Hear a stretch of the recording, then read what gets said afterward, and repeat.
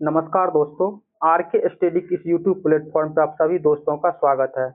दोस्तों, आज हम डिस्कस करने वाले हैं करंट अफेयर के 3 हॉट टॉपिक को।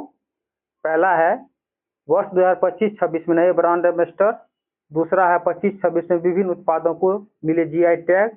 और तीसरा है वर्ष 2025 में जितने भी तूफान और चक्रवात आए हैं उसको हम डिस्कस करेंगे। और ये तीनों टॉपिक बहुत ही हॉट टॉपिक माना जाता है करंट अफेयर का। आप लोग एग्जाम देते होंगे तो आप लोग को पता ही होगा, इस टॉपिक से क्वेश्चन 100% रहता ही रहता है। कोई एग्जाम ऐसा नहीं होगा कि जिसमें इससे क्वेश्चन नहीं रहता होगा।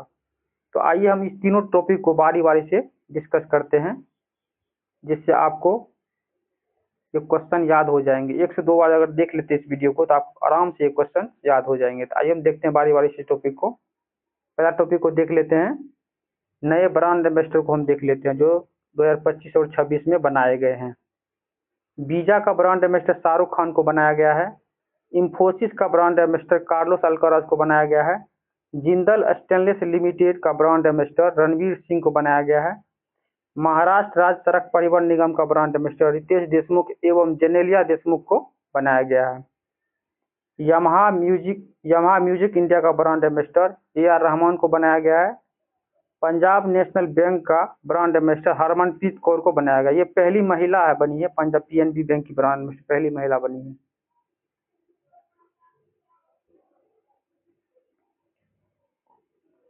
OneEight का ब्रांड एम्बेसडर स्मृति मानधना है। लॉरियस मूवमेंट के ब्रांड एम्बेसडर सेली एंड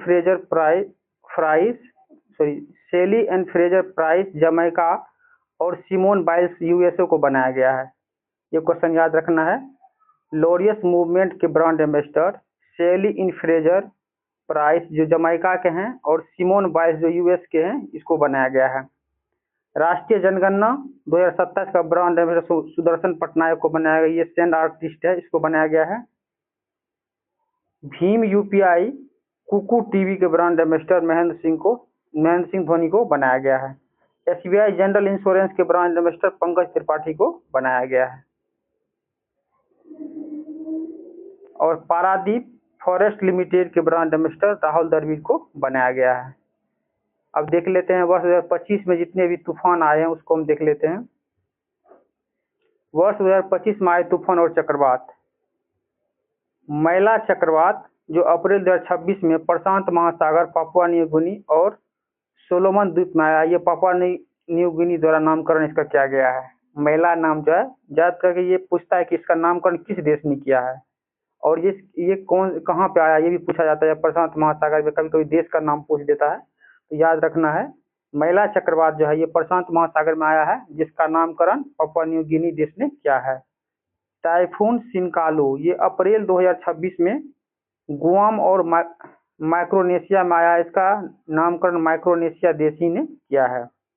नरेल तूफान मार्च 2026 में पश्चिमी ऑस्ट्रेलिया में आया है। इसका नामकरण ऑस्ट्रेलिया ने किया है। गेजानी तूफान फरवरी 2026 में आया है। इसका और ये जो प्रभावित देश रहा ये मेडागास्कर और मोजाम्बिक रहा और इसका नामकरण दक्षिण अफ्रीका ने किया है। नेक्स्ट देख लेते हैं, हैरी तूफान जो जनवरी फरवरी 2026 में आया है और इससे प्रभावित देश इटली रहा है और इसका नामकरण जो यूरोपीय मौसम विज्ञान सेवाओं के दक्षिण पश्चिमी समूह ने किया है। दितवा तूफान जो है नवंबर 2025 में श्रीलंका में आया। इसका नामकरण यमन देश के द्वारा किया गया है। कालमेनी नवंबर 2025 में आया है और ये प्रभावित देश रहा फिलीपींस और वियतनाम और ये उत्तर कोरिया द्वारा इसका नामकरण किया गया है।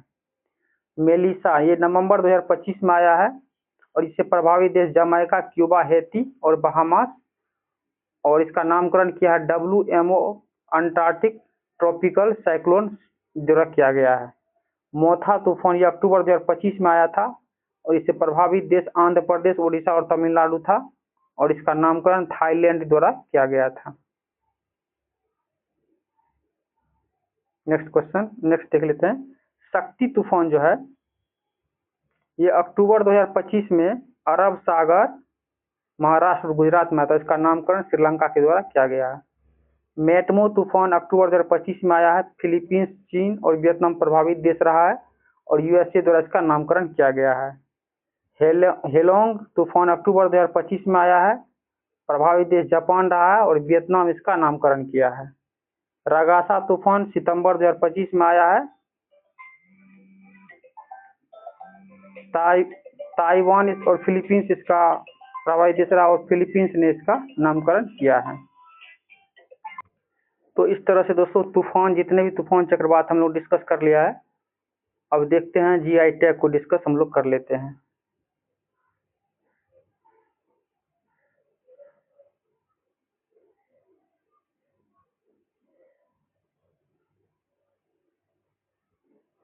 वर्ष 2025-26 में विभिन्न उत्पादों को जीआई टैग।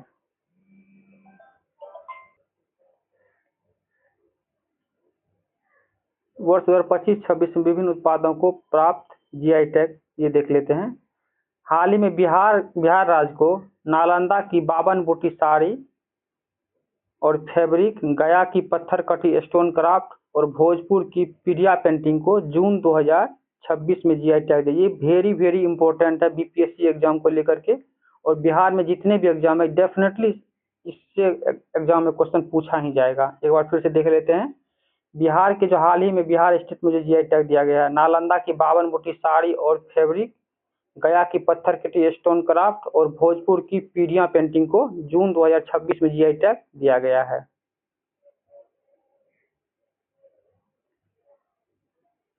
झारखंड स्टेट को जीआई टैग हाल ही में दिया गया है, देख लेते हैं। ये जून 2026 में दिया गया है। जादू पटिया चित्रकला को दिया गया है। पूर्वी सिंहभूम आमादुबी गांव की प्राचीन पेटकर पेंटिंग को जीआई टैग दिया गया है। प्राचीन धातु ढलाई कला डोकरा क्राफ्ट को दिया गया है। झारखंड का बांस कलाकृतियों को दिया गया है। दुमका की प्रसिद्ध चादर बदौनी कठपुतली को दिया गया है। सरायकेला खरसवा का कुचाई सिल्क साड़ी को दिया गया है। गोड्डा का मशहूर भगैया तसर सिल्क को दिया गया है। संथाल महिलाओं द्वारा पहना जाने वाला विशिष्ट पारंपरिक परिधान पंची साड़ी को जीआई टैग दिया गया है। मुंडा ज्वेलरी को जीआई टैग दिया गया है। देवघर के बाबा धाम की प्रसिद्ध पेड़ा को जीआई टैग दिया गया है। और कोडरमा जिले के केसरिया कलाकंद को जीआई टैग दिया गया है। तो ये सारे जो हैं ये झारखंड के स्टेट के जितने भी जीआई टैग है ये दिया गया है। इसको याद रख लेना है, क्योंकि ये भी एग्जाम में पूछे जा सकते हैं और झारखंड के स्टूडेंट के लिए तो ये डेफिनेटली इम्पोर्टेंट है। नेक्स्ट देख लेते हैं। असम स्टेट के जीआई टैग को देख लेते हैं, जो हाल ही में जून 2026 में दिया गया है। कार्बी आंगलोंग हैंडलूम उत्पाद, इसको जीआई टैग दिया गया है। असम के बिहू पेपा को दिया गया है। असम के बांस शिल्प को जीआई टैग दिया गया है। देवरी हैंडलूम उत्पाद को जीआई टैग दिया गया है। तो इस तरह से ये 4 जीआई टैग जो है असम स्टेट को दिया गया है। नेक्स्ट देख लेते हैं। मध्य प्रदेश को देख लेते हैं।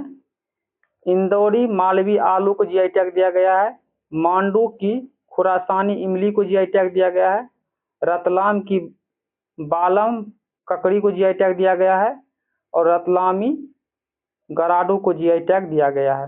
और हीरा जो है पन्ना जिला में है, इसको जीआई टैग नवंबर 2025 में दिया गया। ये इंपॉर्टेंट, इसको याद रखना है। हीरा पन्ना जो है नवंबर 2025 में, ये मध्य प्रदेश का है, इसको जीआई टैग दिया गया था।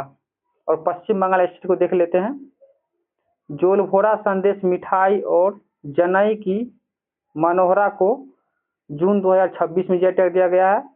और बालरागढ़ की पारंपरिक लकड़ी की नाव को, जो पश्चिम बंगाल की है, इसको जीआई टैग दिया गया है।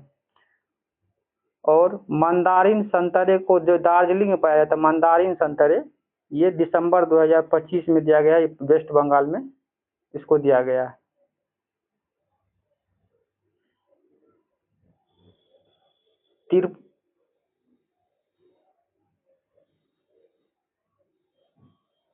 त्रिपुरा के सरिंदा को जून 2026 में दिया गया है जीआई टैग, इसको याद रखना है। राजस्थान की नागौरी अश्वगंधा को जनवरी 2026 में जीआई टैग दिया गया है। और तमिलनाडु का तो सबसे इम्पोर्टेंट है, क्योंकि सबसे ज़्यादा जीआई टैग तो अभी तक तमिलनाडु स्टेट को ही दिया गया है। वरैया कॉटन साड़ी, ये तमिलनाडु की है। कविंदा पडी नट्टू शक्कर गुड़ पावर, ये तमिलनाडु की, इसको जीआई टैग दिया गया है। नमकल्लम सॉफ्ट स्टोन कुकवेयर, ये भी तमिलनाडु के, इसको दिसंबर 2025 में दिया गया है। थुईमल्ली चावल, ये भी तमिलनाडु की, इसको जीआई टैग दिया गया है।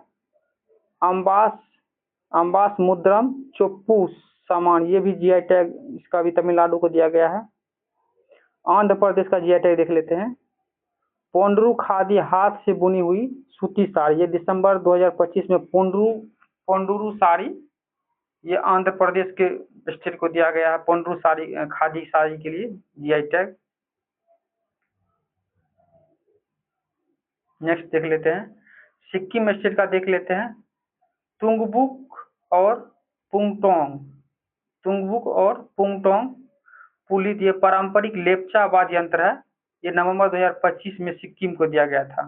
ये वाद्य यंत्र की बात करेंगे, लेप्चा वाद्य यंत्र है, ये सिक्किम स्टेट को दिया गया है नवंबर 2025 में। और अरुणाचल प्रदेश का देख लेते हैं। दाओ ब्लेड, नवंबर 2025 में दाओ ब्लेड, ये अरुणाचल प्रदेश स्टेट को जीआई टैग दिया गया है।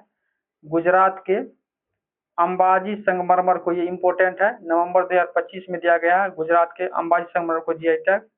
और गोवा के ओजोफेनी मादक पे जून 2025 में दिया गया है। और लास्ट में राजस्थान का जो है सांगरी बीन फली, मई 2025 में इसको जीआई टैग दिया गया है। तो इस तरह से दोस्तों हम लोगों ने इस तीनों टॉपिक के डिस्कस कर लिया है। और ये तीनों टॉपिक हॉट टॉपिक है एग्जाम के पॉइंट व्यू से, और बहुत ही इम्पोर्टेंट है। आपको इसको याद रखना बहुत ही जरूरी है। 1 से 2 बार आप देख लेंगे तो आपको याद हो जाएंगे। वैसे नहीं तो हमारे इस यूट्यूब चैनल पे जीआई टैग का वीडियो ऑलरेडी दिया हुआ है, उसको भी आप देख लेंगे तो आप सारे क्वेश्चन जीआई टैग से बना सकते हैं। और ये हाल ही में जितने जीआई टैग है, और ये इसको आप देख लेंगे तो आपको याद हो जाएंगे। धन्यवाद दोस्तों, मिलते हैं नेक्स्ट वीडियो में।